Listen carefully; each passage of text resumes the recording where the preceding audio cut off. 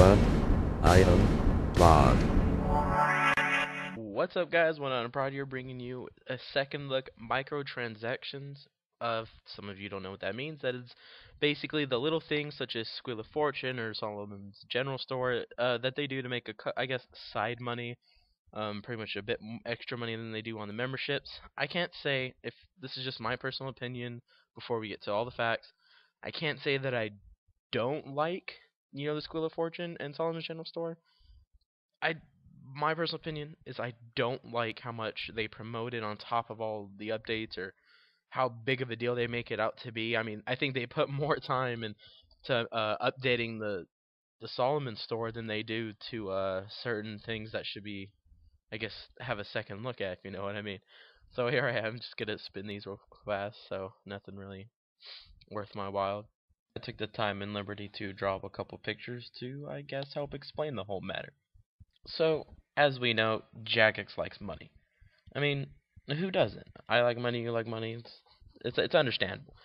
It's understandable that they would add microtransactions in the game, and they aren't a bad thing. It's just how hard and how much they really try to push it and sell it.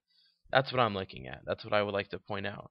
They're almost money hungry and pretty much driven by it. It has been stated that they use money to continue making updates and, putting out great stuff for us, but that kind of leads me to this next picture. I like the idea that they put the money back into the system to continue making updates, but I feel as if they have more Squeal of Fortune and more Solomon Store updates than they do, actually vital updates that the game could use, or maybe even new pieces of content.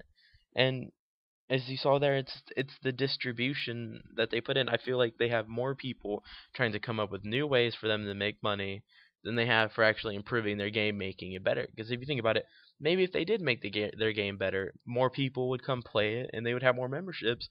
So boom, they're making money instead of having to kind of, I guess I would like to say, the cheaper way of making money, if that makes sense to you, of going with micros and pushing it as hard as they have been. It goes to show that in most of the updates that they have been putting out, they may put an update out, but there's always, almost always some sort of tie with the Squeal of Fortune or the Solomon Store being in it. Like the Cowfight King comes out, and it's like, you know what? Well, we'll make some Cowfight King themed gear and have you pay a crap ton of money for it. I don't know if you guys seen the prices for, I guess, rune coins, I think they call it.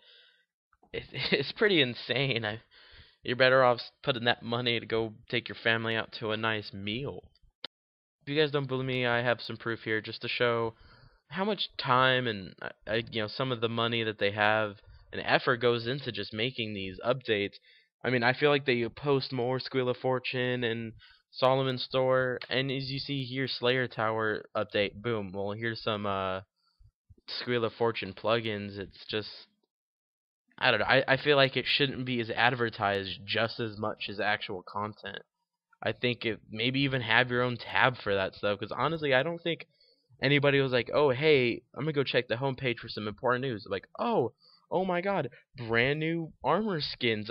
Let me go spend $45 to get some of it. I feel like they shouldn't advertise it as much as they do actual updates. It should be a side thing, but of course that's just my opinion. And this is all I have to say about this topic. I really hope you enjoyed, and maybe if you did, comment, rate, subscribe, all the good stuff.